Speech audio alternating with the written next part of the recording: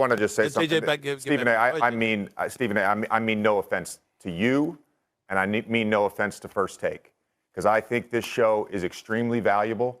It is an honor to be on this desk every day. It really is. But what we've just witnessed is the problem with this show, where we create narratives that do not exist in reality. The implication, what you are implying, that the white voters that vote on NBA are racist, that they favor white people. You just said that. Yes, you did. Yes, you did. Yes, you did. That is exactly what you implied, Kendrick Perkins.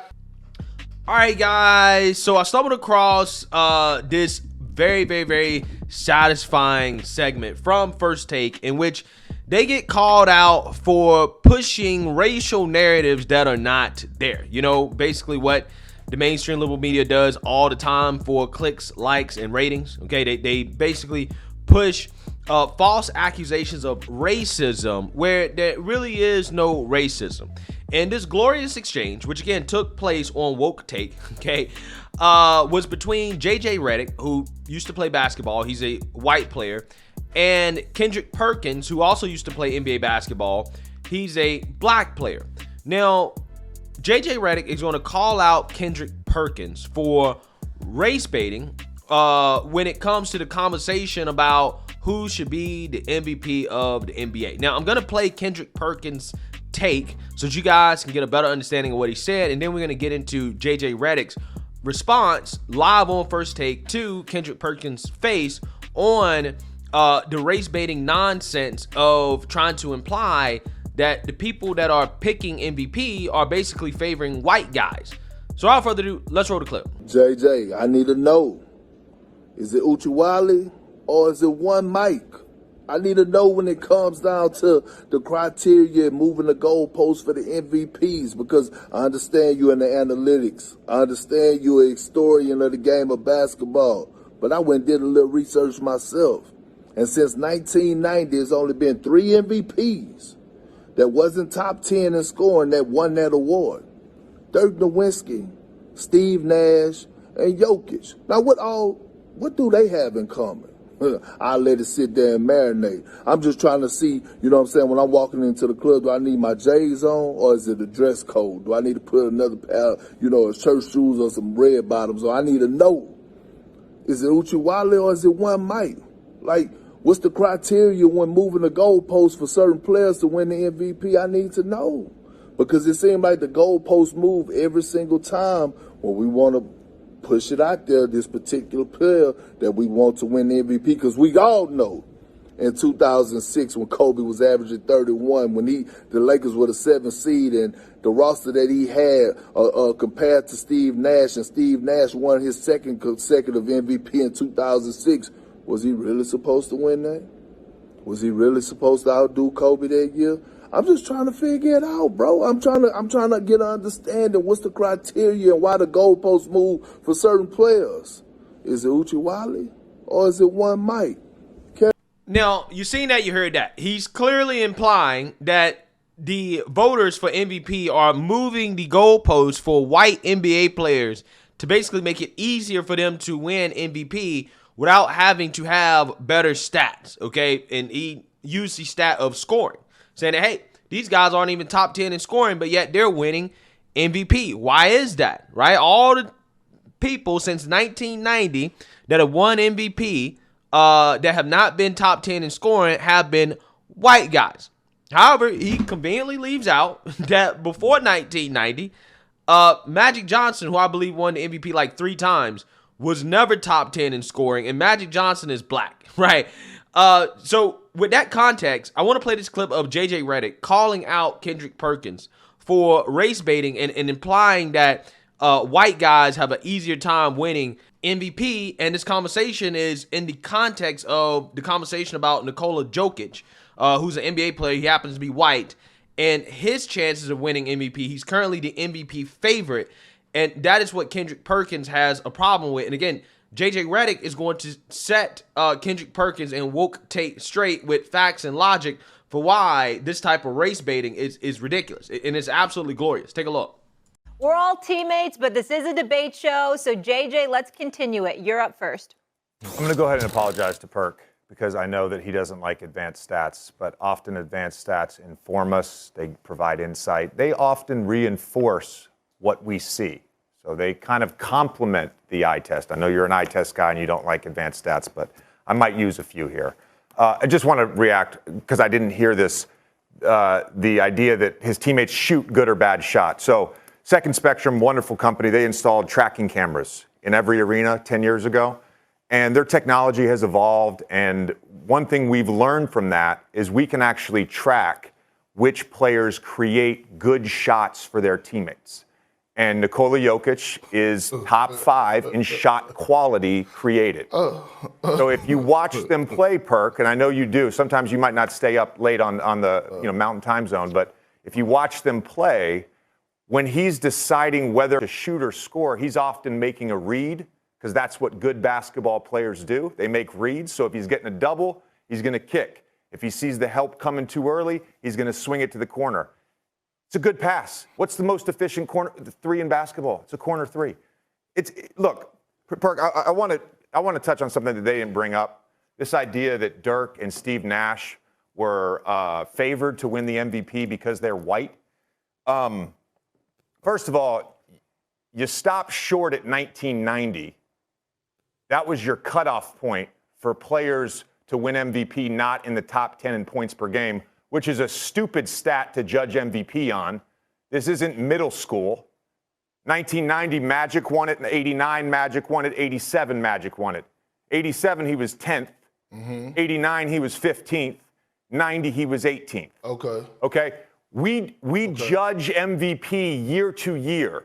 You also said the criteria or the goalposts change year to year for certain players. No, it doesn't. We vote on the MVP. Hold on.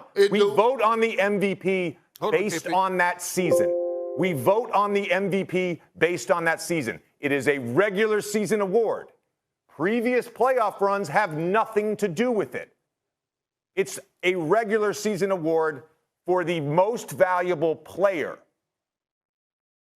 And we can measure that, Perk. So maybe voters have gotten smarter. I want to talk about Dirk and Nash real quick, and I'll let you jump in. Dirk Nowitzki led the league in win shares in both 06 and 07. Led the league in offensive win shares in both 06 and 07. So, yeah, he wasn't top 5 or whatever he was, top 10 in scoring his MVP season. The Dallas Mavericks were 67-15. They had the best record in the NBA. In 05, Steve Nash was the driver of the number 1 offense in the league, a team that jumped 20 wins and had the best record in the NBA. In 06 to me is one of the weirdest MVP seasons ever. You can make an argument Nash probably shouldn't have won it, but he was still the driver of the number 1 offense in the league. The 2 best teams that year, the Detroit Pistons, 64 wins, the San Antonio Spurs, 63 wins. Guess what? They didn't have a top, their top scorers weren't in the top 20 in the NBA that year. So that was just a strange thing. You could have given it to Kobe. You could have given it to Shaq. You could have given it to Tim Duncan. They gave it to Steve Nash. It's not because he was white. It was just a strange thing. It was just a strange. But why did you cut it off at 1990 though? Because that was convenient. That was convenient. I'm just saying. Hold on, time out. It was just a strange thing that it just happened. It was just a strange thing. In 2006, when Kobe averaged 31, when he was playing with Kwame Brown and Smush Parker. And what was the record that year? 42 and 40. They were 42 and 40. So let him speak. Was he the most valuable player? They made the playoffs with that roster. You take Kobe off that team, they probably win 8 games. Okay, so let's make that very, very clear. Now, since you want to talk about when I was saying and preaching about moving the goalposts, the reason I asked that question was for the simple fact that what I'm saying is I don't know the criteria no more. I don't know if it's because it's the number 1 seed. I don't know if it's the number 6 seed. I don't know how you judging it. Is we judging off of advanced stats or who's the most valuable player? You take them off this team. We don't know. But we do know this. Since you do want to bring it up, we do know this, that when it comes to MVP voting, 80% of the voters are white American. 20% are others. I know that stat. If you want to talk about advanced stat, I do know that one. I want to just say JJ something. back, give Stephen A., I mean no offense to you, and I mean no offense to First Take, because I think this show is extremely valuable. It is an honor to be on this desk every day. It really is. But what we've just witnessed is the problem with this show, where we create narratives that do not exist in reality. The implication, what you are implying, that the white voters that vote on NBA are racist, they favor white people. You just said that. Yes, you did. Yes, you did. Yes, you did. That is exactly what you implied, Kendrick Perkins. That is exactly what you implied. Secondly, hold on. I did not call. I stated the facts. And you're not about to sit up. We all know what you implied the other day. We all know what you implied just now. Hold on. I stated one at a time. It's the facts. One at a time. It's the facts. One at a time. It's the facts. Okay. Secondly, Go ahead, JJ. no one said that players don't stat pad. No one said that players aren't aware of their stats within a game. You're talking about Giannis doing it. That has nothing to do with Nikola Jokić.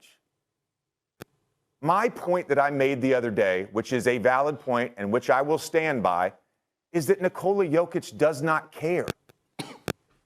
What he cares about doesn't fit your narrative. So your narrative to discredit him somehow, to discredit what he's doing, it's not based in reality, Perk.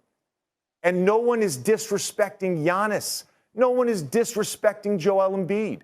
Look, earlier in the season, you could have made an argument for Luka for MVP. You could have made an argument for Tatum. Right now, 65 games, with 17 to go, there's 3 guys you can make an argument for. And they all have valid arguments. Embiid, Giannis, and Jokić, they all have valid arguments. Nobody's discrediting them. What is the evidence? I want to know. JJ, Because this is what you do. You're implying something. You're saying something. Jokic stat pad. No, he doesn't. No. White voters favor white Europeans. No, they don't. No. That's what you're saying, Perk. No. What I made, Then clarify what I for made me. I'll a listen. fact of, I didn't. Time out. What I made a statement on was that I said it happens around the league. Along with Jokic, people knows what goes on. And for you to sit up here, and for you to come on here and you to say, that's not who Jokic is. Like, how in the hell do you know how another man is feeling inside? That's what I want to ask you. How the hell you know? A pair of lips could say anything. Because I talk to his teammates that are around him every day. Because I talk to Mike Malone, who's been around him 8 or 8 years. You can learn a lot by listening. You can learn a lot by listening to people. How they talk about people. Nobody knows how somebody feels. Nobody knows how. I ain't gonna lie. That was a pretty entertaining exchange, okay?